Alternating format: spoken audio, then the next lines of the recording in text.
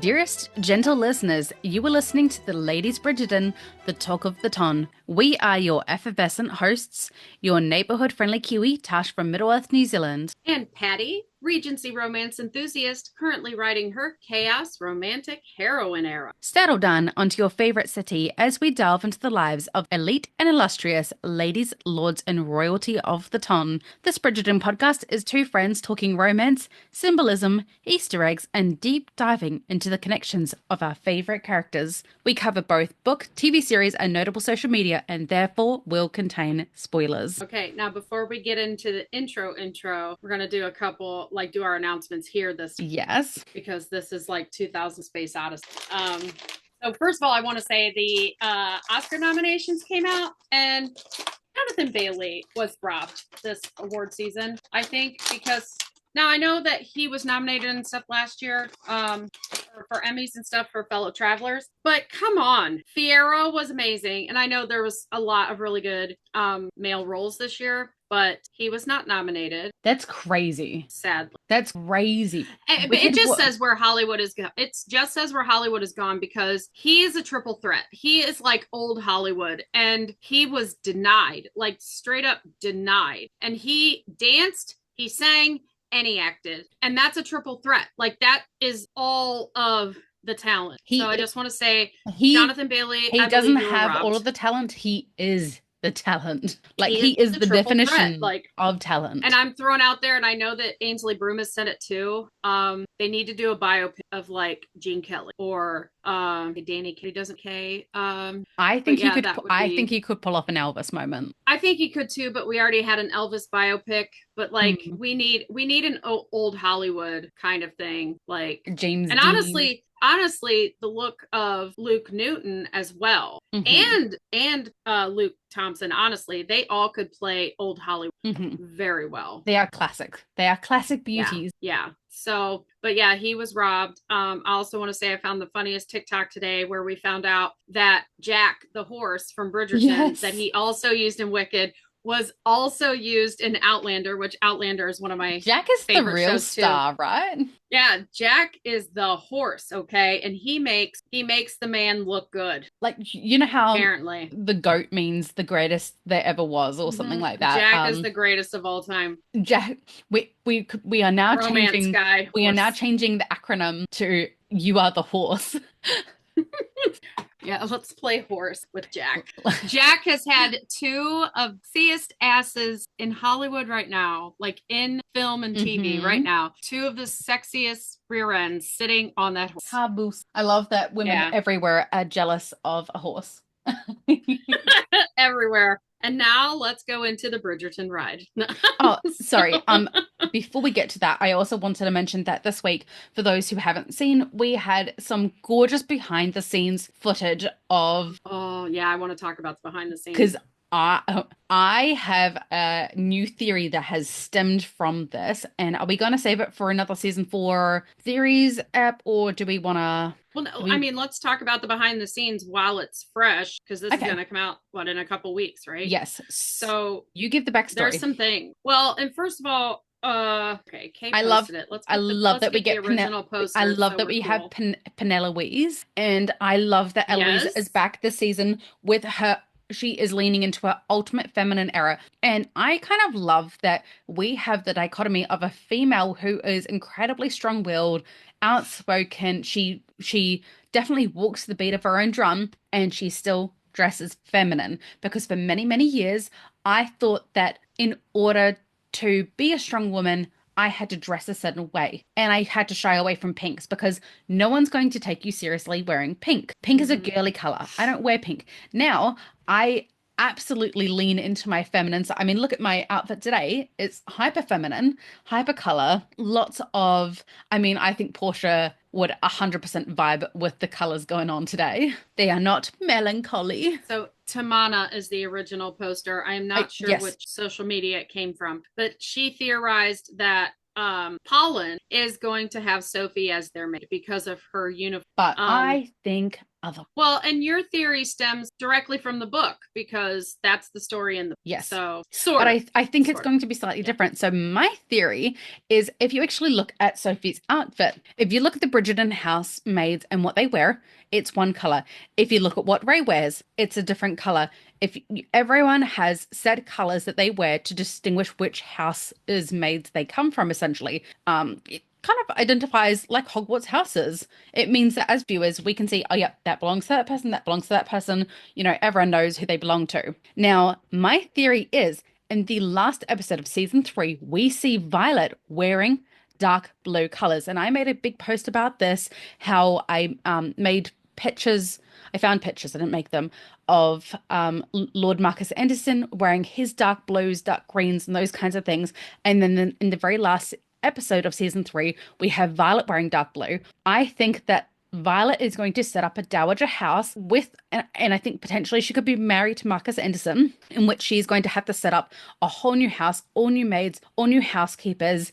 And that is where Sophie's going to work for her. And that how it plays into the maid wars, because obviously we're also going to have the Bayek family. Is it Sophie? Are they all Bayeks, or is it just Sophie? No, only Sophie's Bayek. And then they are Araminta, Posey. Hold on. Keep talking. I'll look up. Was it Lim?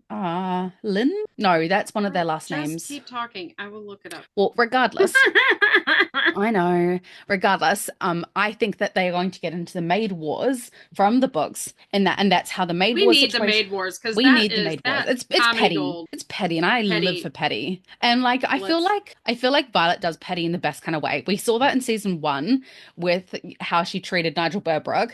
Like when she does not like someone. Oh, thank you. Gun. Gunn. Gun. Okay, Gun. Yeah, just Gun. And then Posey Lee. Oh, yeah, I said Lim. I was pretty close. Posey Lee. Yeah, okay. Oh, because obviously they came from their father, but Araminta is no longer. I don't know. And I love that there's this actor, Pablo Disca. It's just pretty. Like he doesn't even get a name. Poor Pablo. I mean, if you're going to get a nickname, it's not a bad one to go by. Yeah, like, stay golden, pretty boy. Yeah. So no, yeah. And we've like joked around too that where is the Dowager house going to be? Where is an empty house that we know is now empty again? Love Shack, baby, love Shack. Like love Violet is baby, getting. That's where it's at. Violet is getting down to the Love Shack, teaching her sons how it's done. You see the bros come over for tea, and they're like, "Mum, it stinks in here. It stinks of love."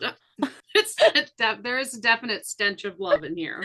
What is wrong with this? What is wrong with this settee? Why is it broken? Where did the mirror go? Oh, all right. Now that we have our announcements out of the way. Oh, wait, one more. There is theoretically baby Polin has been chosen. Yeah, baby Polin was super, super cute. So we're going to get baby Polin, which gives us a really good idea. Ginger boy. It gives us a really good idea of the time frame that we're working with. I think we're going to be starting out pretty early to mid. I think we're actually going to start in the season. And then it's going to jump time into autumn, because they said it is going to be filmed in autumn. But looking at the time frame, yeah, but I don't think the Masquerade Ball is going to be in autumn. I think that is going to be the Bridgerton Ball for the next season. Well, considering because Eloise says it's next year. The behind the scenes photos were taken at Bridgerton House. It has Bridgerton House in the background, so it tells us it has to be in the season because they're in London. And I want to say this because this fascinated me so much, and I'm so ready to hear the story behind it, because there's stories behind all the costuming. Penelope is not wearing Featherington colors anymore, right? No. She's not even wearing she's wearing chosen the colors. Oh, she's got that cream dress is gorgeous. And look how it fits on her. It suits her skin tones perfectly. It's like she was made to be there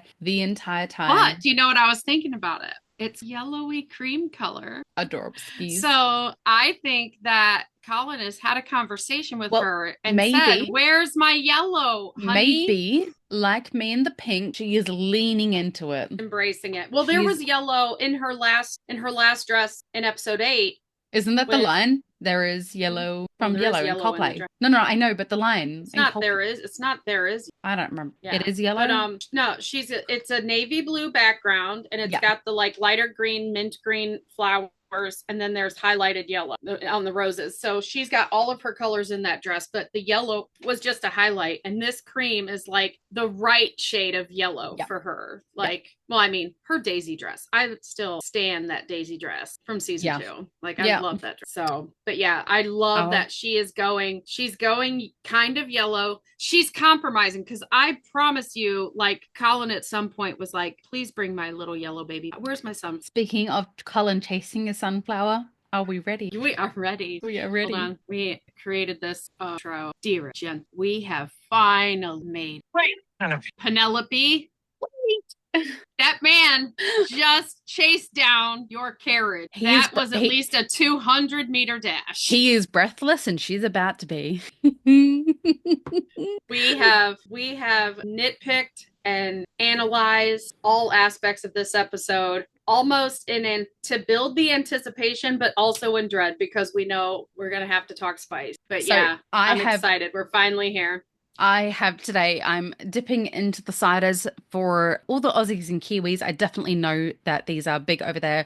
I have my recorder legs to give me the liquid courage to get through with minimal blushing today. I have kicked my husband and son out of the house. Well, at least like our appearance, do the podcast, our appearance is not on just transcripty thing of the podcast. So that's fine. We can blush away. Oh, I think this is probably an episode that will get transferred onto YouTube eventually. This is all you're getting to me. I'm exhausted. This week has been a week. Let me power you up with some bling, bling, bling. Like I just ate a mushroom in Super Mario Brothers. I was going to say, you just ate a mushroom. Are you admitting to doing drugs on live? No. Nope. But I had a 2-hour and something minute conversation with Smaug last night. So yeah, still riding the high of that. Speaking of riding highs, now we must make haste into today's episode. We are here today to give you guys an exciting update from your Ladies Bridgerton. But yes, we must make haste into the announcement, because this is big news. So finally, we have gotten to our Carriage scene. So we decided that it would be the perfect time to drop the news that we are now going live on Patreon. And for those who do not know, Patreon is a website that supports creators, because obviously we put numerous hours weekly, probably well over a dozen hours weekly, into creating this podcast for our listeners. And we absolutely love doing it. And there is never any expectation of anything in return. Our return is very, very much joy. The joy, the interactions with the listeners, getting to deep dive into, sometimes they will even trigger things, they'll share things to the Facebook page, like Di sharing the dresses or Sarah sharing Debling's backstory. And it adds and with the Christmas trees. With the Christmas tree. All of it adds. Yes, it all adds to it. And we love that we have built the most amazing supportive community, and we've decided to add to that a little bit by jumping over to Patreon, which is where people can support with us giving a few little extra caveats in return. So caveats, that wasn't the right word I was looking for there. A little extra trinkets. Just some special gifts. So we are starting out small, but we do intend to add more tiers and more things to each genre as we kind of get more comfortable with it. On our membership tiers, we have just started with the Rarest Gem, and it goes, "Dearest gentle listeners, welcome to Rarest Gems. The Queen may not have noticed you, but us Ladies Bridgerton certainly have. Joining this tier gives you access to exclusive content, membership shoutouts, and exclusive look behind the scenes of the Ladies Bridgerton. As we expand, so will our tiers and the content we provide. But for now, gentle listeners, yours truly, the Ladies Bridgerton. Now, what is included in this package is access to our recording notes, so you can follow along as you are listening to each podcast episode. The chance to have your Tasha's more organized with her recording notes, so it'll be more likely hers. They will definitely still have typos in it, but I do have them set. The chance to have your Bridgerton story read on the pod, special date shout outs, aka birthdays, anniversaries, whatnot. So if your spouse wants you to have a special anniversary shout out and maybe your Bridgerton story of how you two fell in love, your Bridgerton love story read out on the pod, we can do that as well. And also Patty will be providing quarterly. I am excited to create a newsletter, and basically what that will be is we have two, side chats for the group. We have the Facebook group, and once a quarter I will cull the sweetest of the tea and turn it into our own quarterly society papers that I will then obviously, if you join this tier, you will provide your email address, and I will have an email address and send out a quarterly newsletter recapping the tea that we have, and then giving any snippets of what may be to come for the pod, as well as any news we find out in the world about season 4. So that is what tea papers will look like. Excellent, my dear Watson.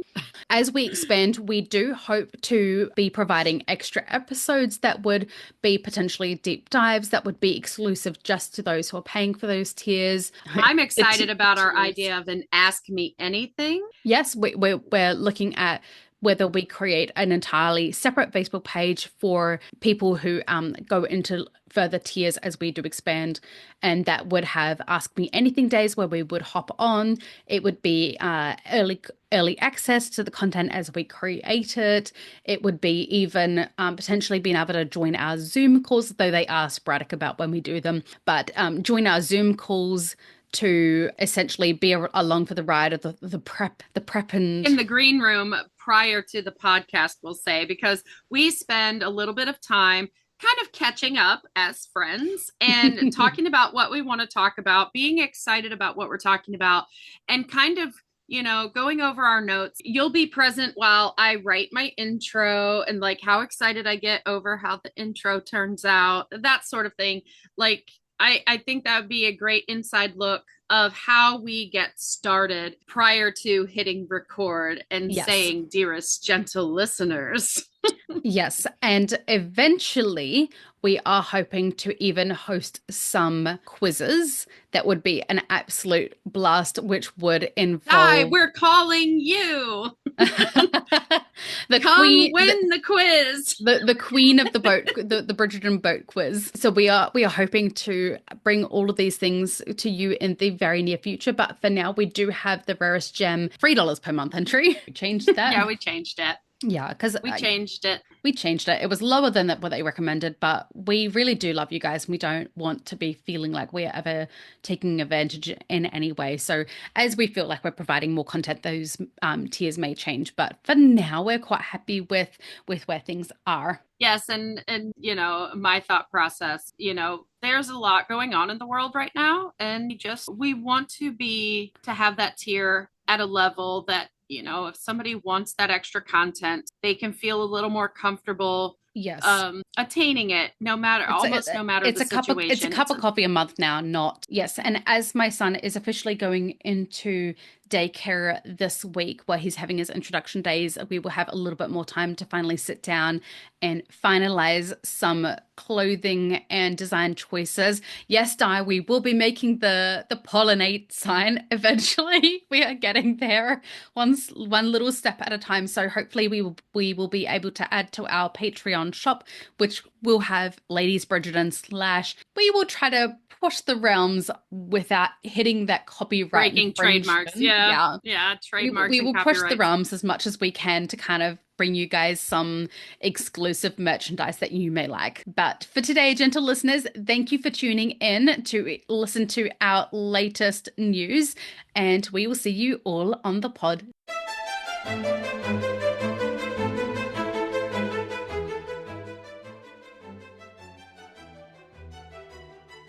Giddy up, giddy up, giddy up your horses. It's time for... slow your roll there, footman. Let's stop that carriage. I mean, if he had slowed at least a little bit more, we would have gotten probably Baby Featherington a little bit earlier in the season. Or if we would have actually gotten the line from the book, take the long way. Yes.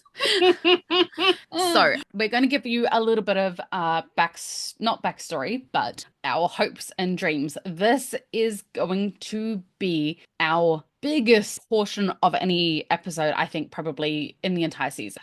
So we want to do absolute justice to this. We want to. Well, I think joining of hands, I think the wedding with all of the flower meanings and all of that is going to be a pretty big one too. But this is the first real spice scene for Polin, and we want to savor it. We are not a one pump chump. We are going to enjoy every minute of this. For those who are in our Pollens edit chat, have seen snippets of my writings for this episode. I don't even know if we're going to actually get to the smut today, or if we're going to just tease you a little bit more. Get through the declaration. Just get through the declaration. Whether we actually get to any caressing and any kissing, that's yet to be said. Oh, you're eating my favorite cookie. Well, I'm out, and my birthday's ages away. Figure out how to. Just like Colin, I appreciate a good sweet treat. Yeah, let's get to the cake. Get to the cake. Lady Whistledown reads as Pen runs out of the ball and waves down a carriage. It is said that the heart is forever making the head its fool. Penelope cries as she waits for the carriage to arrive. The scene is dreary and dimly lit, only the flickerings of candlelight around. But you know that something good is about to happen as the music is becoming increasingly more upbeat for what should be a fairly somber moment. That is when we see Colin run out after the carriage, looking entirely haunted by the thought of losing her. This is when... Yeah, you see that moment. He's like, how many times has she run out of a ball and I just let her go? Not this time, Mr. Bridgerton. I'm putting on my go-go. You got your Nikes on. I got my go-go gadget legs and I'm getting my girl. And I want to point out, Whistledown says the heart is always making the head its fool. Mm-hmm. She feels like a fool. Yes. Where did we hear that before? At the end of season 1, when he is telling her that he was made of. Yeah. So this is like her comeuppance moment in a way. Her mirror on the wall. Who is the foolest of them all? It's like a karmic moment where she now knows exactly how he felt. But I mean, she's not thinking that, but I mean, she writes it in Whistledown, so she probably was. Well, and I feel like this is almost like the Lady Whistledown, because obviously this was written, Lady Whistledown is speaking these words before she writes the Lady Whistledown article of the next day, because we know that obviously she goes home and she rushes and she writes the article and it's a mess and it's, only half-assed because she was focusing on her portion of it. So I think that this is kind of the Lady Whistledown as Julie Andrews, not as Penelope. Narrator, yeah. But it still ties it. It still ties it to season 1. And I love that. It's almost like an inner thought into Penelope's inner thoughts. It's a direct line into it rather than what she's actually writing. This is where Pen is completely shattered. She's done. Like every other time, even at the end of season 1, she exits, she leaves the ball and she's crying. Running out of the ball in episode 2, crying. Like even Nicholas said, she's always crying in a carriage. But she comes out crying, but she even pierces her eye with her, non-Regency fake nail, very sculpted nail. Like she pokes into, how you're trying when you want to not cry and you just like hurt yourself kind of. Yeah. You like poke yourself so you don't tear up. She's stealing herself. Like her armor is about to go on and stay on forever. And she does this like shake, like, I'm good, going home, knock it off. Gonna be a spinster for the rest of my life. So that is, and that like seeing her final broken moment and where she picks herself up and like, okay, this is what my life is going to be. No more tears. That's enough. Not going to do this anymore. Plays into why it takes her so long to realize and understand the words that are coming out of Colin's mouth, because that plays the way it does, because she at this point is totally like, this is never going to happen. She is completely and utterly given up hope. Hope is gone now. Yeah. So this moment totally plays into that. Like, and I point out facial expressions though, because she is just having the most cognitively dissonant moment. So, but that's, she gets in the carriage, she gets in the Featherington taxi is what I'm going to call it, because she hailed it like a taxi. She did. And she was the girl in Manhattan. Hell. Yeah. Finger clicking going. She just lifted her hand. They know what she's talking about. Cracks me up. Summon the peasant. Bring me my carriage mover. And then Colin comes running out, which I always thought, like, even when he came running out, like I knew run after, just knew it. And when he came running out, all I could think of was the fact that run out when he did, he had to have run right past Portia and Prudence talking. Mm-hmm. Like, knowing that Portia was standing where she was, had been talking to Penn, and she chose Prudence. Like, we all wonder, I mean, we know the Dundas thing too, but we all wonder why Colin is so disrespectful. And you know what? Low-key passive-aggressive to Portia. I don't think he would have even paid them any mind. He would have run past, given them a disgusted look at most, and or not even registered that they existed, because at that moment, no one existed in his world except Penelope. I think that because if you think about it from his perspective, okay, because when he gets in, he resented Portia for letting her daughter marry someone who she didn't love and who didn't love her. She watches her talk to Debling.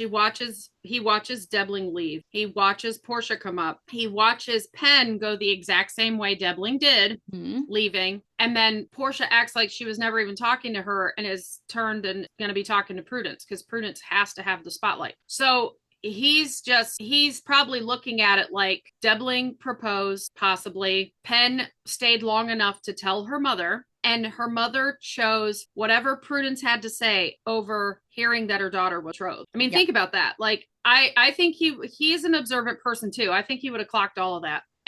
But he comes running out and he sees her little, probably just the tail end of her dress and her one foot, get up in that carriage alone, because that's Cinderella. The Featherington carriage. Princess. And he's questioning, like, is she alone? Is she not alone? What do I do? And he just bolts. I find incredibly fitting that the way that they met, the way that she fell in love with him, is tied together with a horse. And now he is now declaring his love for her with a horse involved as well. It just kind of ties it all together that, like, this is their love story and how it's progressed, you know? It kind of goes with his whole engagement party thing. Yeah. Stay down. You'll, your future bride. Stay down. In the carriage, he gets down, sneeze, and stays. Lady Whistledown continues. Hold on. I need to turn my fan on. Turn it towards me. It's getting hot in here. So take off all your, please don't. YouTube will ban us. It's not hot in here. I'm in Ohio. It's cold, but my body's getting warm.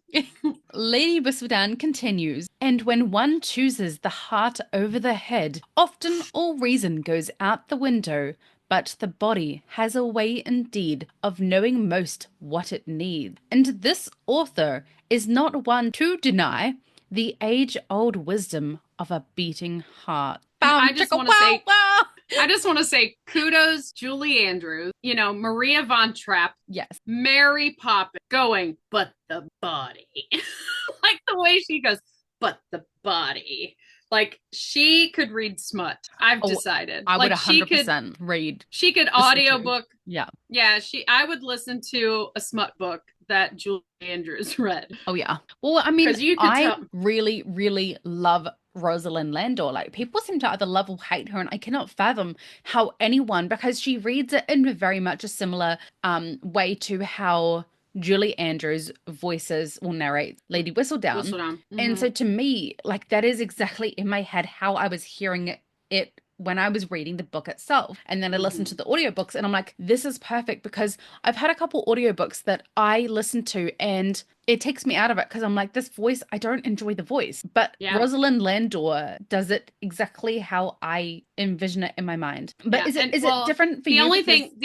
I like Rosalind Landor, but the thing that bothers me is her guy voice is the same for the protagonist of every book. So, and then it's almost like just a lower version of her regular for every other guy. So Antony, the voice of Antony becomes the voice of Benedict in the next one, and Antony goes to being regular. I know why she does it. Benedict sounded a little bit more dense than Antony, to be fair. Like, Antony was a little more gruff, stoic, but like Benedict, and it was quite like, is not it fun. Just me, or do I want the audiobook series? You know how they have like, well, they did the Anna Green Gables and they had stars come in and do it. I think I talked to you about this. Yeah, I want the Bridgerton audiobook with Julie Andrews being the narrator. This is the Stone the Beach thing all over again. Oh, the Ed Sheeran thing, sorry. Yeah, everybody voicing their part. So it's called a not a live act. It's called It's they like a have it. live podcast. No, A live audiobook. a dramatized version. I Oh, have it. dramatization, yeah. Yeah, I have it for the Akatar series, and that's done by all the voice. Not yeah, dramatized adaptation is what it's called when it's done by all the voice actors. I would die if we could get these audiobooks. Want I it think so much. I think they now have too many they've created too many major stars that I think they would really struggle to finance it. I don't, because major stars do audiobooks all the time. But And one, not if paying Shonda 20 yeah, to but do if it. Shonda Rhimes, but it's just voiceover work, they could literally do it at home. Mm. And Shonda thought big, so it might already be in their contracts. Yeah, I mean, it definitely And could be. truthfully, they honestly, depending on what the contracts look like, I mean, they could have said for audiobook only, we agree to allow our voice to be done with AI. Yeah. For Well, this only. they could do, one portion and then AI, but I digress. So when Lady Whistledown reads the whole, and this author is not one to deny the age-old wisdom of a beating heart, it then cuts to show us the sex scene between Lady Tilly and Benedict. And I kind of think that that was foreshadowing to tell us that we were also about to get some spice from Polin, because I think Benedict is very good at following his passion, not sticking with them, but like he's quick to jump to them. Well, and I think it was important to note that Benedict left. They needed something to show us that Benedict left the house, that he was not, or left the ball, and he was not going to be home that night. Mm-hmm. That plays into the events and how we're supposed to think of them, I think. But it also, I think it was like a red herring, because we know that Whistledown is narrating or telling the story from Penelope's point of view most of the time. And this is an event that Penelope wouldn't have known about, right? Yeah. So I think it was like to throw us off, because we're already at episode 4. We already know the first half is only 4 episodes. Like, didn't you for a brief, like 1.5 go, we're going to have a whole first half with them not even getting together? Like for a 1.5 until Colin runs out. And then you're like, oh my God. It's finally happening. Yeah, because I really was thinking, oh my God, we're going to have to wait 6 weeks, 6 torturous weeks to see. Was it 4? It felt like it was longer. only 4. It felt like 16. Oh, it was so torturously long. We developed a years-long friendship in that 4 weeks.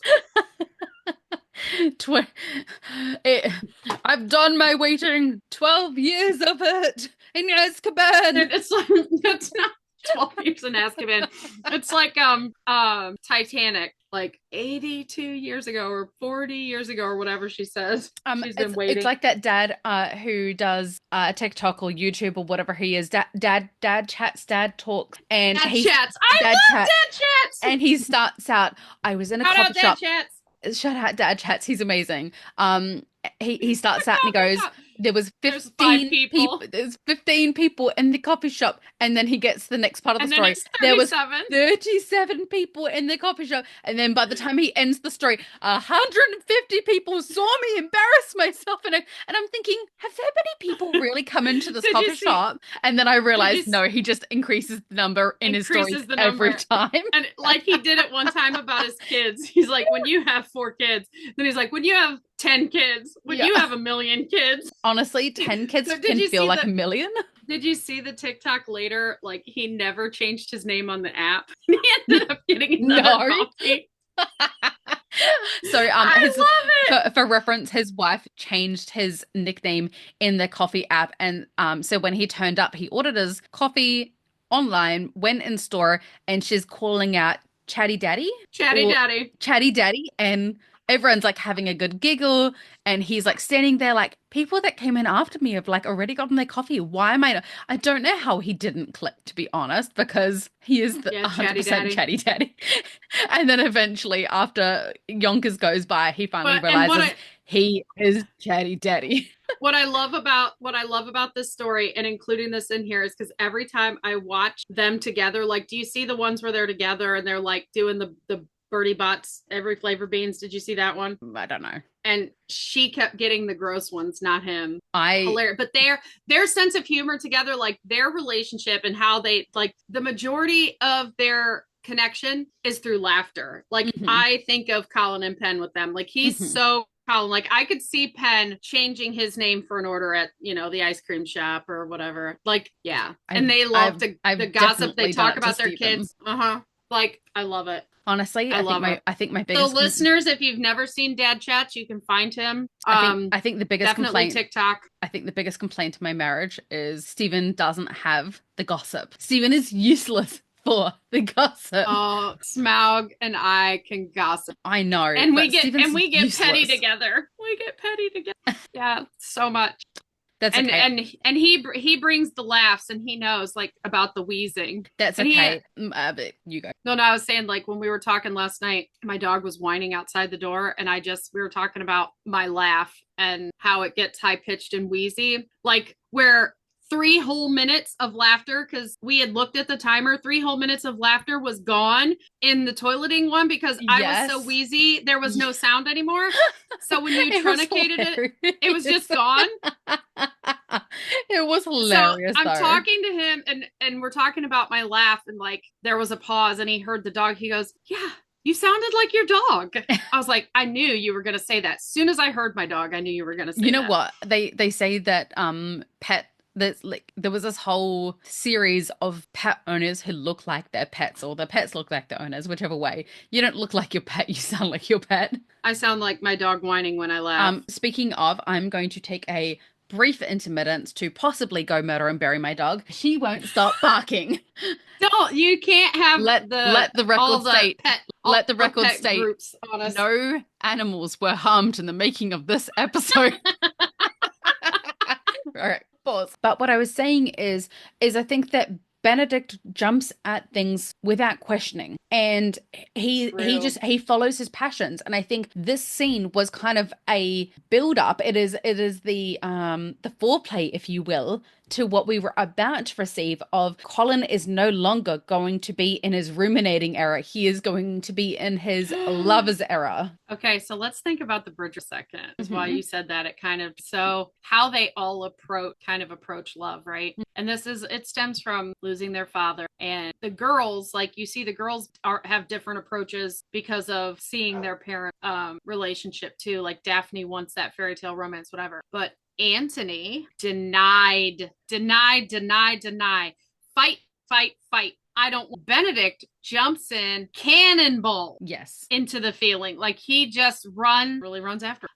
Like he just, wherever love is, that's where Benedict wants to be. Yeah. And somebody had done an edit of Benedict that pointed out, like, it brought my attention to how often he leaves somewhere because the vibe ain't good. Like, I don't want to be here if you're going to be miserable. You know, at that one ball, he's like, I'm out of here. The recital, no, the opera? No, it was that one ball where she ends up drinking, and remember, like she said, have you seen whoever to Benedict? Yeah. She sees Benedict again, and he's like, "Ooh, they got away from you. Great." You know, like he's like, if you're gonna be miserable, I'm not gonna be around you. Like he doesn't want to be around bad vibes. And Colin is kind of a little bit of both of them. He super ruminates. He's like, is this the right time? Can I do this for the right way? Like he just overthinks everything. But when it time, he runs after it. Like this is it. Wait. So he's the mix of both. And if you think about it, I love that they had him run after the carriage, because if we get the whole thing in Gregory's book where he comes to Colin and asks advice, and Colin's like, you go get that girl, right?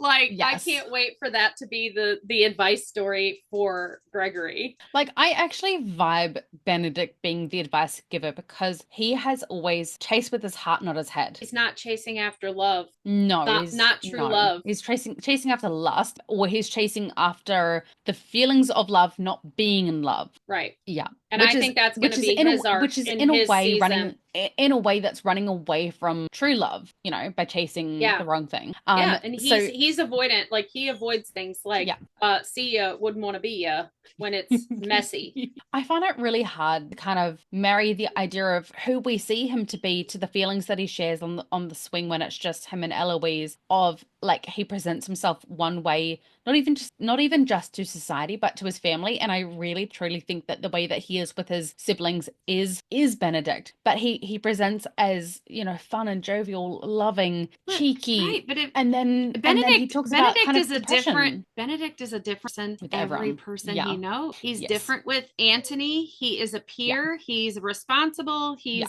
he can do this job just as good as you, Antony. And then with Eloise, he's vulnerable. He's introspective. And with Colin, he's definitely very big brothery, and he's very affectionate with him. Like, he is just a different, you can tell who his safe spaces are.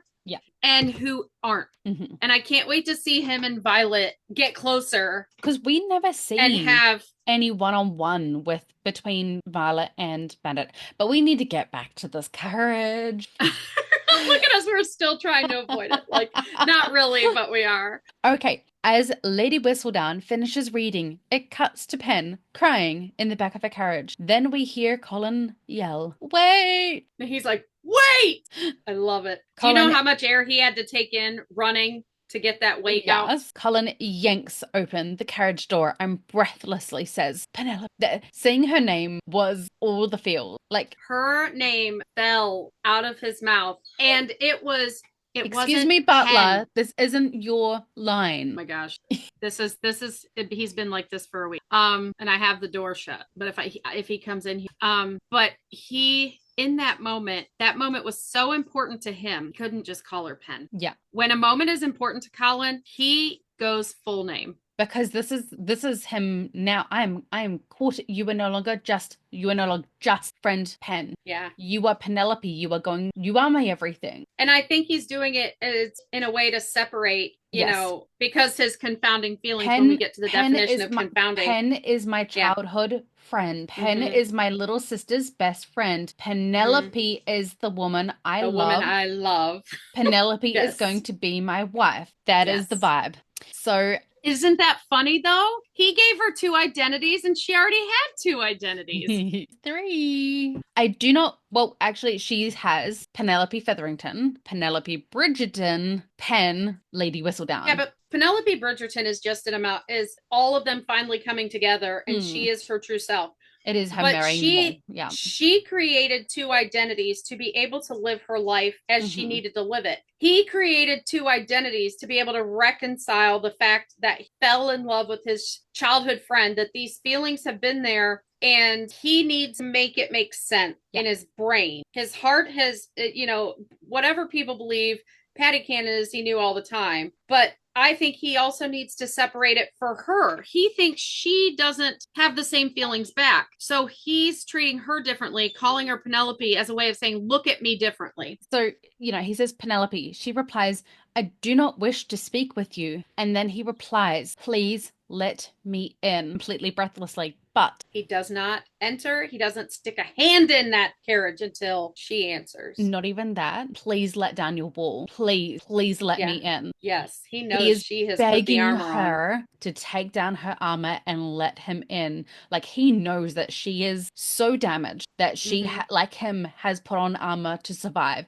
He doesn't know that armor is a quill, but the quill is armor. Yeah, he's definitely recognized that she has had, and she's had to put on a mantle of toughness to be able to survive how she's been treated, to be able to survive how she's been treated in her home. Like, he doesn't even know the full extent of all that, but he just recognizes a kindred spirit. Yes. He recognizes that she has done, and a lot of times when we feel a certain way about ourselves, much like Eloise, who says she can't imagine when not thinking the way she does, we believe a person is thinking the same way we are, or feeling the same way we are. And so he's kind of projecting that please let me in. A, consent. B, let down your armor. I plan on shedding mine before I get in this carriage, right? Like, he's acknowledging his own armor there too, I think, by using it, by saying that, please let me in. Yes. It's like, and if you look at the way he says that and how she looks at him, she is seeing him like he's disheveled. You can tell he just ran. She's looking at him like, I have never seen him this discombobulated. Yeah. Well, and sorry, go. And it's just his most vulnerable self. Well, so I was done.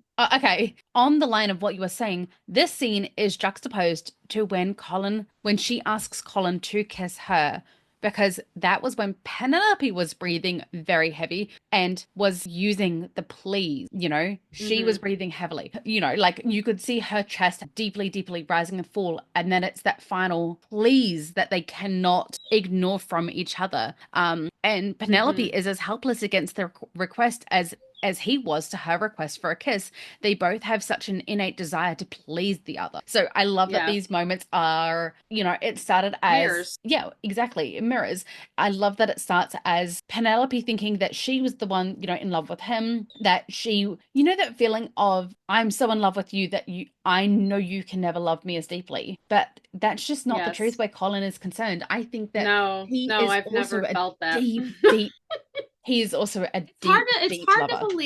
It's hard to believe that somebody could feel the same way you do if it's not. I mean, we are the only ones that live inside our brains and body. Yeah. So when you're seeing literally that has to say words, and they have to have certain body language, and they have to. I mean, I've definitely learned the art of reading very minuscule facial expression. I have learned the art expression, or as I like to call it, the Colin, the micro expression. Yes. Which is why I am such an expert at his micro expressions. Like, I can give you a dissertation of what he's thinking about because I have a doctorate in micro expressions.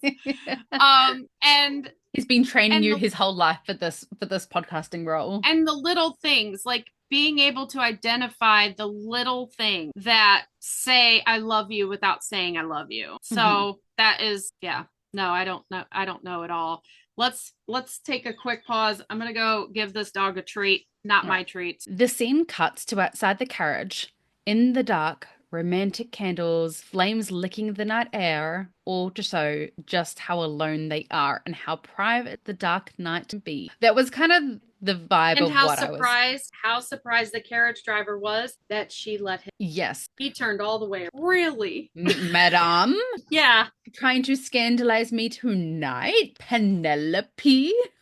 Like, the full. And secretly, the whole household of servants is like, get it, girl. Get it. Get your man. Get it. Because you can't tell me she didn't crush on him as long as she did, and the household people did not know. Yeah. And I think especially the carriage drivers who would accompany her to Bridgerton House so frequently. And even if they cut down to... taking her to do Whistledown? Well, and those, like, she would have had to have cut down to the bare minimum of drivers.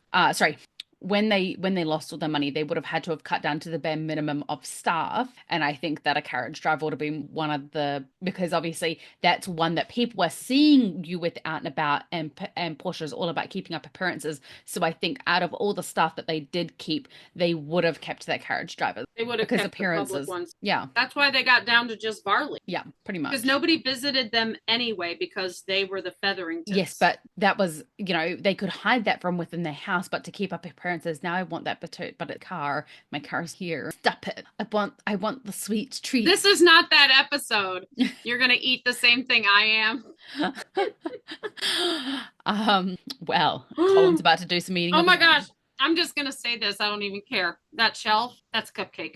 Sorry, inside knowledge. He likes it because he knows I love. But this scene also reminds me of the previous episode where Lady Whistledown reads, what happens in the cover of the night, and that kind of thing. It kind of goes along with this as well. Penn calls the drivers. Before Penn tells anything. Yes. Rule breaker Colin, that has broken every rule of society so far tonight, followed the rules of society. He got in and sat across. Yes, on the other side. Yeah. He sat across from her, which is societal expectation. Technically, because he is a long time, and she is his longtime family friend, technically he couldn't get in her carriage with her. She could have ridden in his carriage with him across from each other. Yeah. So the driver is like, surprised but not surprised in a way, because they are friends, but like, whoa, he's she let him in. That she's letting him do it, but not surprised because Penn doesn't break the. So everybody needs to understand that her letting him in the carriage is Penn breaking the rules. Yeah. Big deal. And she's done. She's tired of, I mean, she loves society, but she's tired of all the rules. And Colin has broken the rules all night, and he breaks the rules by getting in. He knows asking her to come into her carriage is breaking. Yeah. They're both done, but he still follows etiquette in the carriage by sitting across, because he respects her. He doesn't give a crap about society. She's done with society too, but they're, even as mad as she is, they're respecting each other. I think he needs her to understand where he's coming from before invading that space. And as we know, Colin is the king of consent. Colin, king, consent. We need that on a shirt, actually, because from the get-go, he is saying, you are in control. I will share my feelings. You get to decide to do with that what you will. I will put it out on the plate, but you have to pick up the plate. So from the get-go of this whole interaction, he is saying, this is what I'm offering. You can take it or leave it. You know, he was respectful this entire time. I mean, he wants it. You can tell he wants it, but he's going to accept whatever she says. He so desperately just wants to take it. And his brothers, they just take. Anthony, they just takes, you know, and that caused a whole myriad of issues with him and Kate, because he took, and then she was like, oh, well, he just wanted the sex, not me, you know. Because he created that reputation already. He did. He was a rake. He was a known rake. Whereas for Colin, he's like, I want Penelope to know first. I think he's pretty confident in the fact that if he wanted to, he could take it. But he wanted it given. He didn't want it to be taken. What do you mean he could take it? As in, like, he knows that he could seduce her with fancy words, but he wanted her to, like, he wanted her, like, okay, when we like, look he back, couldn't take it like Burbrook tried to take it, where Burbrook went to Anthony. Not a rapey situation. He knows if he went to Portia would say no to him. I think he knows that very much. I mean, like, because she'd already asked him to kiss, so I think he already knows that. Like, yeah, he could have gone back there. He could have gone back there, but he didn't want. He wanted to make it explicitly known to her. I want all of you. I want your heart. I want your soul. I want your body. I want all of you. I think he wanted her to know that he was physically attracted to her, as well as her soul and her body, because I think he knows that she has those insecurities, and so I think he wanted her to understand, I love every inch of your mind, your body, your soul. I love all. I want you to accept, and then you give. I can take your body. Yeah.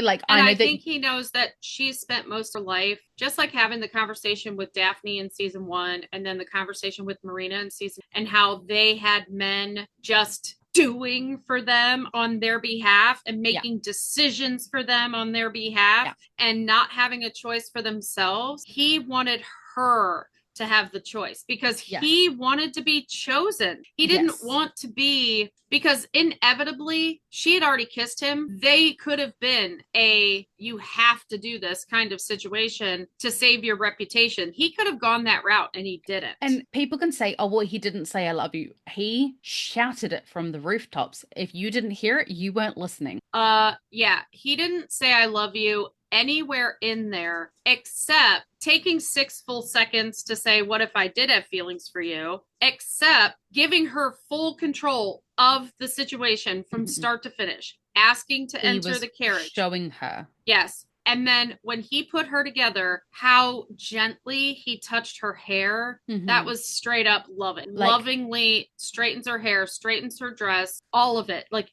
from start to finish. And come on, he got down on his knees. He laid we're not even her feet. We're not even there yet, Patty. No, I'm just saying all of the things that said, all of the ways Colin Bridgerton said I love you in that scene without saying I love you. We stand a man. Like, pretty words are pretty words, and I think they also have their place and they're important, but they are only pretty words unless they are backed up with action. And Colin does both. He wants her to have it all, and so he is doing everything in his power to make sure she understands. And that's how we know. That is my Patty Cannon of how he leaves her to be above the him, incomparable. That he couldn't get her, that she was out of his league. He wants her to have everything in the world, because why? He believes she's entitled. He believes she deserves it. And he's never felt like he was that person. And the reason he's putting himself literally at her altar is because he wanted her to have everything in the world, and he is on his knees worshipping this girl. But I clearly was having some big feels when writing out these notes because I can see screamy letters coming out. Just say it, damn it, Colin. Like all I can see in my notes. No, my notes. 6 full seconds. My notes is full seconds. Just say you, damn it, Colin, and lol, clutching at straws here, mate. All right, so Penelope calls out to the drivers, "We will stop at Bridgerton House first," her voice clearly shaking with upset before asking Colin, "What do you want?" Like, this girl's got zero chill. She's like, "I'm done with you. I just want to go home and feel sorry for myself." And I'm like, Colin. All of her F's are gone. And instead of actually answering her, he asks the question back. And I'm like, just say you. This is all you have to say. You. I want you. Like, I appreciate. But he can't though. But he can't because if she's engaged, if she already is engaged and he believes she has feelings for him at point. I don't think he would have jumped like he did unless look at Gregory. No, I know, but look at what he thought about in the study before he left. He understood, finally realized she probably had feelings back. There was connection there. I think and especially when she says, "But we're just friends," and he's like, "I don't know what I was Gregory's thinking." love interest gets all the way to the chapel and she marries him and he's still like, "You're still my girl." But Colin didn't want that for her. He didn't want her to be scandalized. Everything Colin does is to make sure that Penelope's reputation is never harmed, ever. Because remember, he doesn't know she's Whistledown and she gets to create the narrative.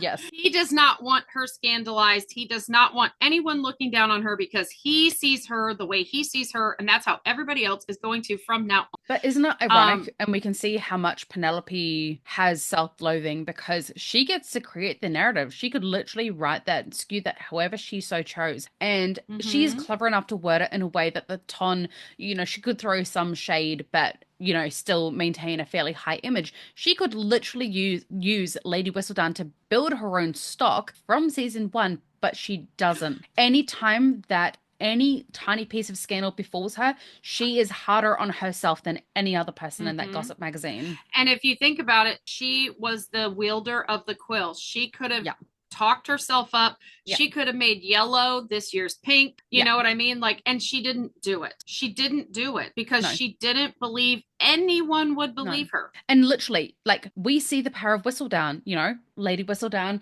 and the Queen put their stock in the Mondricks. Oh, all of a sudden, all of their invitations are coming in hot and heavy. She clearly wields power. She could have done that for herself, but she had so much self-loathing that she didn't. But Colin says, "I need to know, did he propose?" Pen very calmly replies, "It is odd. When I asked for your help in finding a husband, I did not realize that also meant you might try to deny me one as well." And first of all, Pen, why are we rewriting history? Why is this whole season about rewriting history? He offered. You did not ask. And this he is the offered. And this is the problem when you have multiple writers. There is not clear. Yes, but I also think it is her self-esteem because she can't see that him offering might have been, like she never questions any of that. She just gets it twisted in her head that she asked him, right? So if she asked him, he was being gallant. He was pitying her. He had pity on her. That's how she's writing the story. Yeah. When the story comes to Pen doesn't see the story unfolding. I'm so helpless that I had to ask my friends for help. But she, in her mind, she also could have reworded that to, "I'm so pathetic that my friends had to help. My friends had and to she's get involved." Probably told both, but she's not sitting there going, "Dude, I was just super ticked at him. He chased me out of a ballroom. Then he came to my house and then he offered to help me learn charm to get a husband." Like, she never went down that path. Colin was teaching charms all wrong. It's Leviosa, not Leviosa. Well, and we know it was all a ruse. Because, and here's the thing, like, if you think about his storyline and his arc, Marina the whole relationship with Marina was public from the jump. He was not private about it. It was super public. He didn't really know her all that well, but it was always in Whistledown. And then he believes because he wanted to be seen a certain way. It wasn't even how he felt, but he wanted to put on a facade yet again. So when he decides he's going to pursue Penn officially, he wants no one to know, because if he fails, he doesn't want it to be public. But if he succeeds, he also doesn't know what everybody's going to think, and he doesn't want it to hurt. I think it's more that he wants to keep it to himself because he wants to keep her to himself. He doesn't want anyone interfering. He doesn't want his mum interfering. He wants, if they get together, he wants it to be because they both chose it, not because anyone pushed them into it. Not anyone pushed them. Anyone took over, because that's what happened with Marina. Everybody jumped in, and took over for him. He was like, "No, I'm doing this all myself. It's going to be," and I don't even want Penn to know. I'm going to say it's lessons. Because if she knows, Eloise will find out. Like, I don't know how much they're really not talking. You know what I mean? Like, he didn't even tell the person who was also involved. He's trying to go wink, wink, nudge, nudge. We're really dating right now. But she just never caught on because she just can't see that. And I think that's why he asks.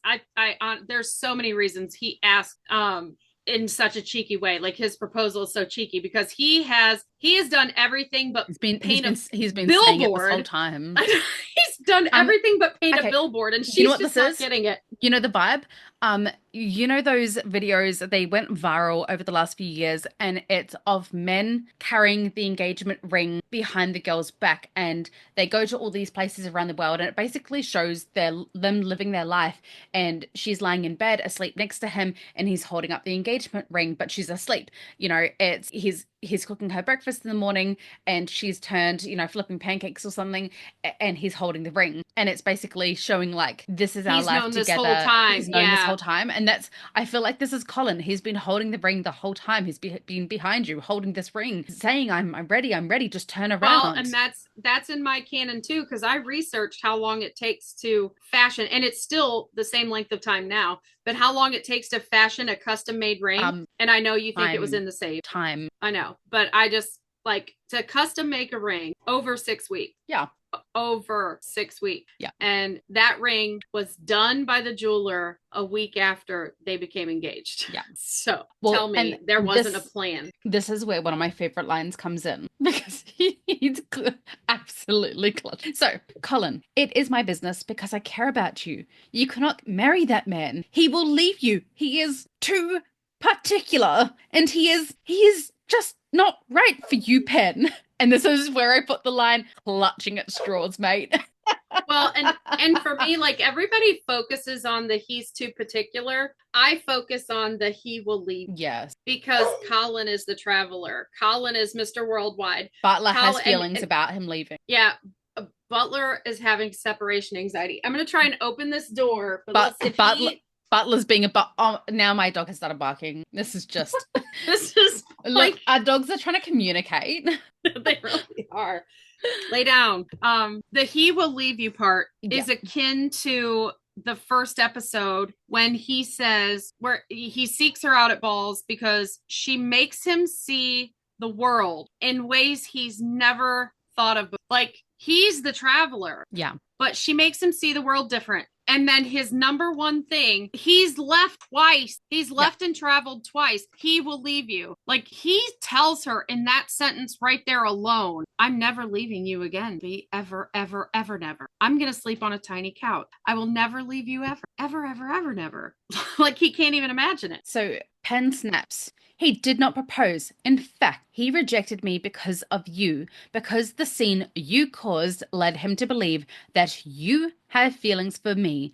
An idea so preposterous. I do not know what to do besides laugh. Now, will you please let us ride home in silence and leave me alone, please? I cannot. But I love, again, how she's rewriting history because the scene that he caused told Debling they both had feelings for each other. Yes, but clocked her feelings, but she is so ready to give up on her own feelings at this point that she's not acknowledging she's them. not acknowledging them. Definitely not to him. Because it's too embarrassing. So she's just going to point out his. Yes, and it's too vulnerable. And that's why he takes 6 entire seconds and 95 different micro expressions cross his face. Like, do I, don't I? What is she going to say? Like, he's thinking 9 million things before he finally decides to say the thing out loud. But he says the quiet part out loud. I cannot leave you. I cannot leave you in silence. I cannot be silent because I've been silent for too long. When you find yourself in an extraordinary position of loving, you have to tell them fervently, sure, loudly. I love it. I love it. My heart is like, no. And I love the timing of the scene. The timing of the scene is so important because you get it. There is a crescendo, and I'm not even talking about the song. The song hasn't even happened yet, but this whole delivery of Luke Newton is a crescendo. And then the interaction between the two of them together is a crescendo. He's building in passion as he's calming her anger. Like, their emotions, they vibe with each other. Like, they're going to be the people that have a bad day and just come in and sit down together. And as soon as they like hold hands or whatever, you just see it just melt out of them. As he's building up, she's coming down from her anger. Even though she still like appears perturbed and whatever. She's at that point where, all women get with or as I like to I honestly tell my husband on a weekly basis now, you are the bane of my existence. It is not followed up by and the object of all my desires. It is just, you are the bane of my existence. You're the bane of my existence. I always say stuff like, oh, you gotta be so cute. Why do you have to be you? Because I want to be mad at you. I can't be mad at you. When I was at my job interview the other day and I was talking to the boss, and obviously he's friends with my husband, and he was doing what boys do and they were jesting, and he was teasing him for putting on weight because my baking is too good, and he goes, is this why Stephen's gotten fat? And I was like, excuse me, I love every inch of my husband, even if there is extra inches. And he goes, ew, she's way too nice. I'm sorry, we're talking about the carriage scene, so I thought of something else. Okay, go. No, the inches. I like the extra inches. Like, if only baking could do that. I mean, if the holiday Hallmark movies have taught me anything this year, if you can make a man out of snowman, I'm sure you can make a man out of dough. Doughboy. Well, we do have the Pillsbury Doughboy, for real. Yeah, I was gonna say Doughboy. So, please, I cannot, because what if excuse me, Butler, you're ruining my vibe. Butler is saying, what if I have feelings for you? Because what if I did have feelings for you, Penelope? And notice these two people always have to stare at each other, gaze at each other, like their eye connection is unreal. Matched. And Colin cannot look at her in the eye for longer than a second or two without looking away. Like, his eyes are everywhere else but her face. Isn't it funny that in the first 2 seasons, Penelope could not look at him in the eye because she was so afraid that he would see the love that was in them. And now Colin is being vulnerable, but also protecting himself at the same time in case it does not go. Their roles have completely flipped. Yeah. Everything is completely because he's looking mirrored. at her shoes. He's looking down at her shoes like, what if I had feelings for you? And then he looks the other way and like, he's kind of like side-eyeing her, like, how's she reacting? But I can't really look at her. What if I had feelings? Yeah. And she's like, blush, this blush, is the blush. She's bling, just bling, like, bling. And this what? Love you, Penelope. This what is, it's just something that Pen always does. She's like, she's exasperated. Like, well, not even like, she just can't even believe the words that came out of your mouth kind of thing. She's like, what? Like, she just can't fathom. She's almost angry at him. Like, why are you saying this? Like, you don't mean it. So why are you saying this to me? Why are you messing with my feelings? Well, I took it as like, she's spinning. Her computer is spinning. She cannot fathom. She thinks she's in the Twilight Zone. Yeah. She's like, what? I misheard you. Please repeat yourself. You know what I mean? Like, she just, like, you did not just say what I think you just said you said. Mm-hmm. Colin now getting on his knees before Penelope. I have spent... He also 75 micro expressions before diving onto his knees. He's like, do I, don't I? I'm going for it. You see the moment he says, yes, I'm all in. I think he realized this is the moment I have to be all in. If I keep waiting for the right moment, it is never going to come and I'm going to lose this girl. Look how close I came to losing her tonight. Mm-hmm. And I never ever want to feel this feeling again. I think it's I keep dancing around the words that need to be said. Yeah. I think she's been dancing around words that need to be said.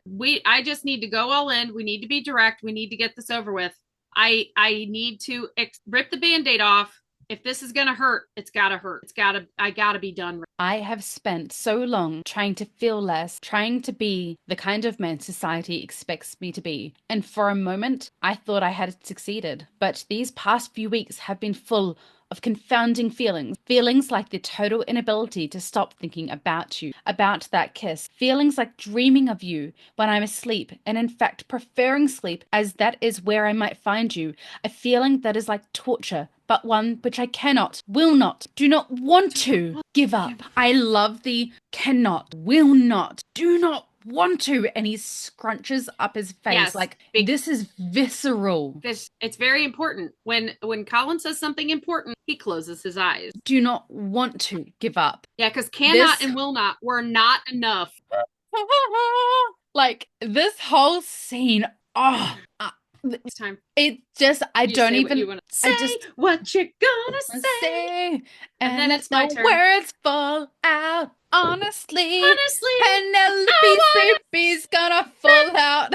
Yeah, I want to see them both be brave. I think that song that is on my Bridgerton playlist. That song is a Pen and Colin song. Like, want to see you be brave. I want to see you stand up there and just take what you deserve. Yes, you can sing too, Butler. Thank you so much. That's Daisy. That's Daisy this time. Oh. Daisy's like, I want a man to chase after my carriage. Yeah, she's like, I want a man to chase after my carriage. I love the part. Feelings like dreaming of you when I'm asleep, and in fact preferring sleep as that is where I might find you. Like, this man is so deprived of the love that he needs to survive. She is air and he needs it. So he's like, I'm going to go to sleep and I'm gonna dream of her, and that is an oxygen tank. It is going to keep me alive just long enough for me to get to the surface so I can finally breathe. And Penelope is the surface. He is so desperate for her love, and I cannot fathom how he would go on if she did not reciprocate. I mean, let's be real, it's unfathomable for me for it not to be reciprocated. But okay, I just got a cute message from my mum. Steve and Ezra have both had dinner. I fed them both. They both ate all of their vegetables, and they're on their way home now. Aw. Okay, so I need to get this out before Ezra comes home. So Patty Cannon is that Colin has loved Penelope from the jump. So I want to go through his declaration with the knowledge. This is a thought experiment, folks. Mm-hmm. With the thought experiment, with the knowledge, like, how would these words play into that?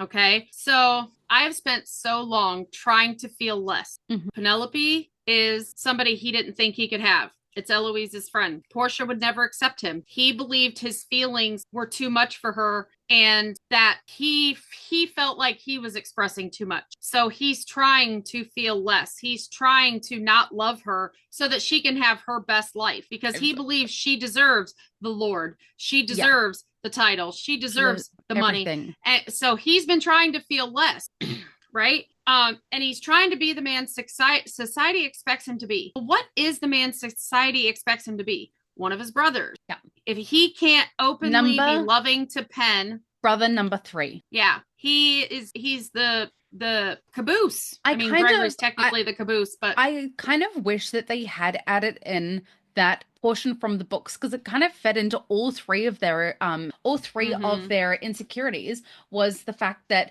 they were basically interchangeable numbers. Number 1, number 2, number 3. They were, and number 4 wasn't even considered. And they so looked alike too. Like, nobody could tell them apart. It's like, are you number 2 or number 3? People only knew what Anthony looked like because he was but Sophie and Benedict were like such a thing because she knew he was Benedict, not number 2. So no. What society expects him to be at his age, society expects him to be a rake, society expects him to be the man about town, and he has to do this and pretend not to love her, right? And then he goes, but these last few weeks have been full of confounding feelings, and words matter. Confounding, I found 2 definitions. One is surprise or confusion by going against expectations. So these feelings are going against his expectations, society's expectations. Like the feelings have just gotten stronger since the kiss. There's no turning back. The second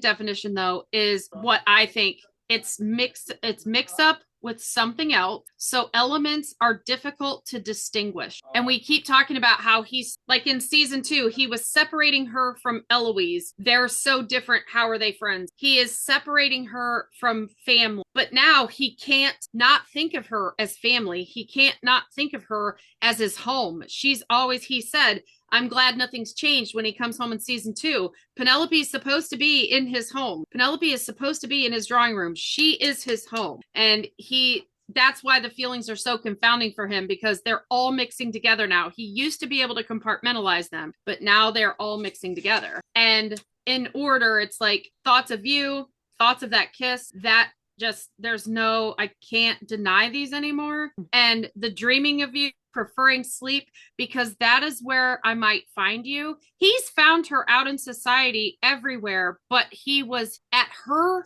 request, not engaging with her in public, not seeking her out, not coming up to her.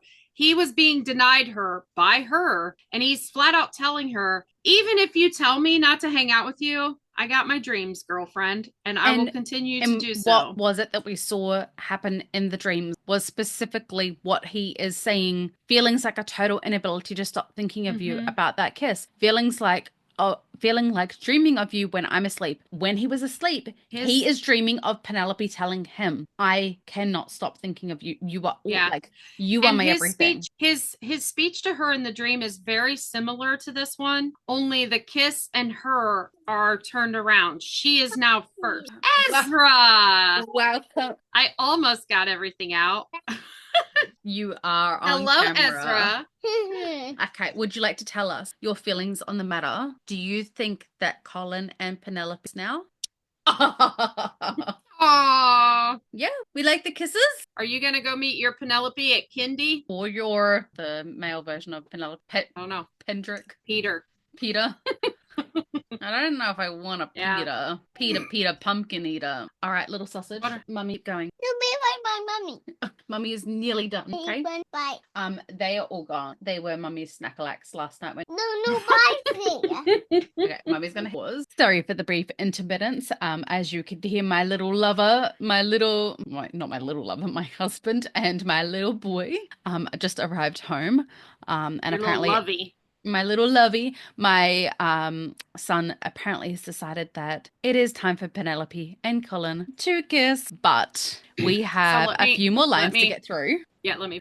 So the preferring sleep and trying to find her there is because she's been denying him her company in the daylight. So he's chosen to find her in the dark. And then it's a feeling that's like torture. He's trying to describe love to her because he wants her to evaluate her feelings, because he believes she has feelings, but maybe she doesn't recognize them. So I see this kind of as another tutorial. Like, it's a feeling like torture, but it's one that I will not. And he's like, that's not even enough. She's out. Do not want to give up. And the whole time, again, he looks at her, looks away, looks at her, looks away. Like, the do not want to was the pinnacle of it all. Like, that line is the one that I was like, And her reaction melt when he says that he's had the inability to stop thinking about her, that kiss, like, she catches her breath. Like, that was one of her most embarrassing moments of her life. And she's like, that can't be. So some of that earlier sentence where he's talking about confounding feelings, a feeling of a total inability, these are things that are happening to Colin. Like, I'm having these feelings, but I don't want to. But it is the moment. But he does, because he says, I do not want to. But the moment where he says, but one which I cannot, will not, do not want to, with the scrunchy face as you cannot take this away from me. I don't want to give up these feelings. They belong to me. You know, it was this like ownership, like these are mine and no one can take them from me. Like, and honestly, as I'm trying to choke, if you think about it, I need to get a drink now.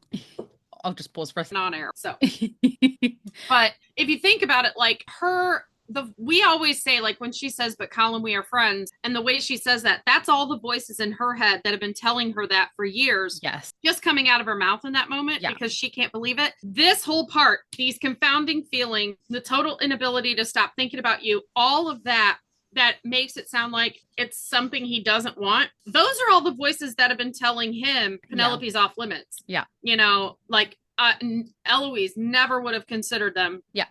Anthony, behind closed doors, I'm sure at some point it's in my canon that he said, well, not a chance. Portia's not going to be a part of our family. And I do honestly believe that Colin has his own insecurities so deeply that he thought that if Eloise thought there was a chance of them getting together, that she would have pushed it years and years and years ago because she would have said loved, something years ago. Yeah. Like you've got it from Penelope's point of view of, oh, if I had a chance with Colin, she would have pushed it. From Colin's perspective, he's like, well, if I had a chance with Penelope, Eloise would have pushed this. So both of them both believe they're not. Because they are their own little love triangle, both of them believe that they know that there's enough Eloise is the confidant of both of them in a way. So if Pen had ever had feelings, she would have told Eloise. If Colin would have ever had feelings, he would have told Eloise. So they're both gauging if their chances with the other on how Eloise is acting. But Eloise says, I can't imagine anyone not thinking the way I do. And she doesn't think about love. Yes. Like she's not there yet. So she would have never clocked their feelings anyway. Like their total indicator, their thermometer, their weather vane was inaccurate and broken. Like, let's be real. Eloise has no ability to consider anyone's feelings outside of her own. Yeah, she's not. She hasn't learned empathy yet in her young life. No. And this is the pinnacle part for me because he says, do not want to give up. And she goes, this is a line straight from the book, but in the book, he said she was beautiful. She's like, please do not say things that you do not mean. And the look on her face, she's closing her eyes. She's so doing the Penelope scrunch. Like, it hurts her so much to have what she wants so close that she could nearly touch it. But she feels like if she touched it, it would vaporize. It's not real. She has been put down so much in her life. She has been mocked so much in her life by the people who are supposed to care that whenever she hears good things from people, it pains her. She believes it's false. She believes it's not true. And the one person that she does not ever want to placate her or tell her something that is not true is kneeling right in front of her. Don't tell me this because you think it's going to make me feel better. This would be Penelope's Bogart, having the people that she loves so truly express how much she means to them, only to turn around and say, actually, I don't. That is her Bogart. That is her. For those who don't know, it's a Harry Potter reference. Surprise, surprise. It's a greatest fear that they transform into your greatest fear. Yeah. And I think that would be her greatest fear. And I think in this moment, she knows Colin loves her as a friend. Yes. She believes Colin loves her as a friend. Yes. And she just got rejected in public. So I think she thinks he's about to pity propose. You mean Georgina Bridgerton gets Bridgerton? Rokesby. No, she marries a Bridgerton. She was Rokesby and she married a Bridgerton. I'm acting like I read the book, but I know the characters kind of. She was scandalized, and then one of the Bridgerton boys comes along and basically marries her to save her reputation. Mm-hmm. But he does it because he likes her well enough, and he's like, and in Romancing Mr. Bridgerton, originally Colin has not identified that he loves her yet in the book. And he tells her, like, he proposes in the same way, kind of, but different vibe. Because they just made out in the carriage and he doesn't want her reputation ruined because he does think so highly of her. And that's the only reason in that moment that he did it. It was a pity proposal, which also kind of yucky for, Pen told him she didn't need that. Yeah. But in this moment, this is Pen's insecurity coming through. Like, please do not say things you do not mean. And just how nonchalant, so genuine. He's like, but I do mean it. You mean it. And he says it with such fervence, like, I will leave no room for you to interpret my words any way other than the way that I mean it. But I do mean it. It is everything I have wanted to say to you for weeks. Yes. And I wish that line was different. I wish it said 4 years. I really wish it did. Yes and no, but I think he truly believes she was off limit in previous years. And he compartmentalized. That's why he has Pen and Penelope. Yeah. Because when I did the name count, when some brilliant, awesome person who I don't remember did a whole edit of every time he ever said Penelope's name, the pen count is so high in seasons 1 and 2. There's only, and it's at the end of season 2 that there's even a couple of Penelope. But season 3, he says Pen like 3 or 4 times, maybe 5 times, but he says Penelope like 19 times. It was a lot. Yeah. Because he's compartmentalized. Pen is the friend. You are Pen. You are my friend. But Penelope is his wife. And if we think about like how she's interpreting this and what really caught her attention is how fervent he was. That was fervent. Like, but I do mean it. Because Marina, when she said Marina was mocking her and Marina came over, I do not like that you think that whenever anyone says something nice about you that they're mocking. It sounded, it was meant to seem sincere, but with Marina, that's everything is meant to seem sincere, but it was really isn't. It was very practiced and manipulative. But Colin doesn't know how to be practiced and manipulative. Marina was trying to manage Penelope into staying silent. She was trying to manage her. If I can just get this girl back on and remind her that I'm her really good friend who she wants tacked above Colin. You know, it was very much self-serving. Self-serving. And here it's complete, like, you're not walking away from this. No matter what happens when we get out of this carriage, you are not walking away from this denying my feelings because they're real, they're mine, and I'm allowed to have them. I'm highlighting the word everything. This is the one that, but I do mean it. It is everything I have wanted to say to you for weeks. And here's my patty canon of why he says weeks. She was not. It's the word everything. I feel like there is more that he wants to say and he's still holding on to. Yes. He's still guarding himself somewhat. He hasn't said he loved her yet, like out loud, and he's not proposed yet out loud. Yes. And I think that was all part of the plan. But I think the reason he said weeks is because of the plan. Yeah. Because up until this point, he didn't think she cared about him at all. He didn't think she was ready. And then he didn't care if she was ready or not anymore. You know what? It almost sounded like the whoop was a woohoo. Yes, we are getting there. Okay. Was that Daisy? But no, I think, because Seymour's in the room and he's having a problem. Like, how dare you be by my mom, even though she's your mom. But I think that when I gave you 2 treats. Get off my oatmeal cookie. When she cut him off, she did not respond to him. It no longer became like, I think he was going off to travel because he needed to separate himself because he would act too soon. Not so much like the first one, he had to go off and do some thinking and some growing up. I really think his first travels and he wanted her to know that she inspired it.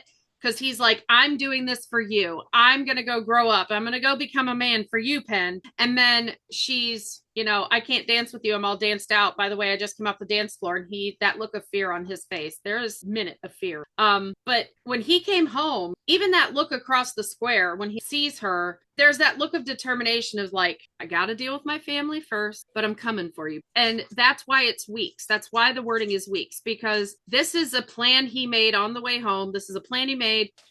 All of the marriage lessons was part of the plan. And he's been wanting to say this, but he wanted it to be the perfect time. It had to be the perfect time. It had to be the perfect way. And now he doesn't even care if it's perfect anymore. It just has to happen because she has to know. Yes. Pen, but Colin, we are friends, was such a sick burn.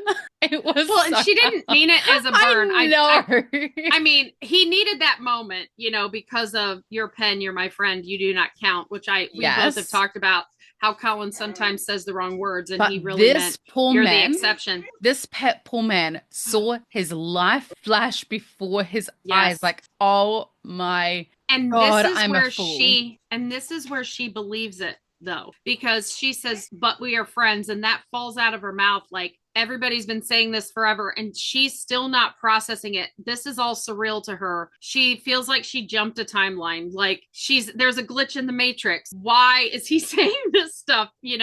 Friends. Like, but we're friends. And just watching his face fall, watching the pain on his face, and he can't even look her in the eye, and he's like, yes, forgive me. Yes, but I love in this moment that he is absolutely circuiting. Like, he can't even get his words out. Everything. Like, he's the girl in this situation. Well, but we kissed. Yeah, and that was very much, but we kissed, but we love each other. He's like grasping at, what do I say to this girl for her to actually comprehend what I'm saying? Like, I have showed her time and time again, I will show up for her. Mm-hmm. I will support her. You are special to me. I will always protect you. I have told her time and time again. Why isn't she getting it? Go start your own podcast. This one's mine. Trying to be the star of ours. They're both talking. My dogs talk. I talk to them all the time, and they talk back. And now he is in this moment second guessing everything and wondering whether the feelings are one-sided, whether she did not feel everything that he had felt. So he replies, "Forgive me. I did not know what I was thinking." Penelope just has that effect on him. I love that. Yeah, I love that body language too, because if you think about it, this is the season where Pen elevates to her queen-like status, right? And we even see Danbury bow to her at the end. But here he is kneeling before her, his head down, like, I'm sorry, I don't know what I was thinking. He looks like he's like a man waiting to be knighted. He is waiting to be elevated in her eyes. I saw it differently. To me, he was crushed. No. To me, it looked like a man standing before his king or queen, waiting to be beheaded. Like, to me, it was like, just finish me off, deliver the final blow. Tell me that you don't love me. The fact that he's still down there, like, almost waiting to be pardoned. Yeah. Like, please pardon me. Like, I made a mistake. Yeah. I made a mistake. He thinks he's trying to be pardoned, but he gets knighted here in a second. Pen says with a heaved breath, but I'd very much like to be more than friends. So much more. Yeah, and the look on his face, like he looks up, looks at her lips, looks back at her, like, this inside moment. Little boy Colin is clapping his hands like I do, like all fast. Like, I get the sweet treat. It's all mine. It makes me think of like in Love Actually when what's his first name? It was on Grant. The Hobbit. Yeah. The guy that's the double is little and he's got a face scenes. And he's little and he has a face. Yeah, sure. What is his name? It's a perfect description. I don't know why you didn't get it. Anyways, he's the Hobbit. So when he kisses her or he asks her on a date and she says she'll go, and he jumps down all of her steps. Like, he is so excited. That's what this makes me think of. Like, Colin is jumping for joy inside of his body right now. Martin Freeman, yeah. I knew it was Freeman, but all I can think of is Morgan Freeman for some reason. Martin. This moment, I'd like to be so much more. I was like, get it, girl. You know what's about to happen. Like, I think she was just so sick of fighting it. Like, I don't know what this is. I don't think he feels what I feel, but I'm so sick of loving him. I think this is like from the book where she is thinking, I'm going to make the most of this time because he's willing to give. I don't think this is real. I don't think he's really meaning what he's saying. But yes, I am going to take this. I'm willing to take I'm going to be a spinster. I'm going to be a spinster. She's decided she's a spinster now, even in the show. And she's going to take this moment to save her for the rest of her life. Yes. So that's why she says so much more, because she's trying to be like, dude, tonight I will be your mistress if that's what you want. Tonight, every night, give me everything. And for today, gentle listeners. Not tonight. Not tonight. I've got to put my kid to bed tonight. And my dogs are annoying me. And he's mad. He's mad we're not even going to talk about it. My sincerest apologies, because that is all we have time for today. So we are going to leave it with a heaved breath, with a so much more, with the promise of kisses to come. So much more. So much more. For today, gentle listeners, we will leave it there and continue on next week's episode, where we will be comparing the book to the carriage scene, because we do actually get the carriage scene in the book. It just looks a little differently. So we will be comparing the two. If you have anything in particular you would like us to cover, or any Bridgerton knowledge you would like us to share, no, you are sharing, not we. If you would like to share, please head to our Facebook page. You share it to us and we'll share it for you.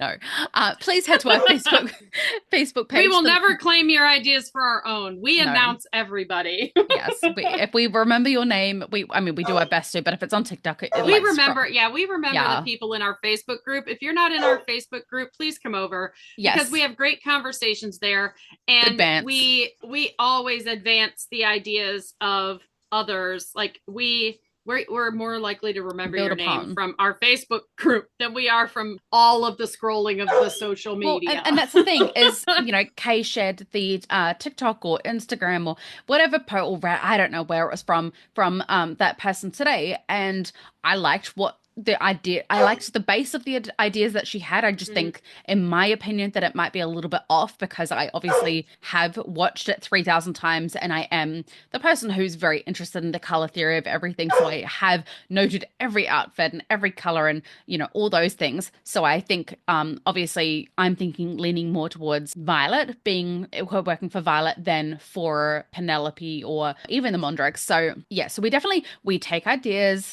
and then we make them our own, but we still give credit from where we got the inspiration. Well, I don't think we make them our own. I think all ideas add on, help us bounce, because like when Anne posted those, it takes an army to build. When Anne posted the Christmas trees and stuff, like that led me into, the whole thing of like Colin needed the yellow sunflower tree. Yes. Because, and we had that whole conversation. Oh, he's killing me right now. He is. I think we need to wrap it up, because otherwise it's going to take me so much work in editing. If you are enjoying our podcast, please remember to click follow on Spotify, Apple, YouTube. Or wherever you are listening. Once again, quit stealing my line. No. Once again. Thank you for listening to the musings of two mad women and two mad dogs. Not mad dogs. I mean, they're not mad dogs. 3 dogs that want my cookies. Pretty much what it is. Not a euphemism. Not a euphemism. I have iced oatmeal cookies and they want them. But thank you for listening to our musings and my dogs trying to jump in on the conversation. And my child we really are mad women today. Oh, all the interruptions. Yours truly, Tash the Kiwi. And Lady Patty.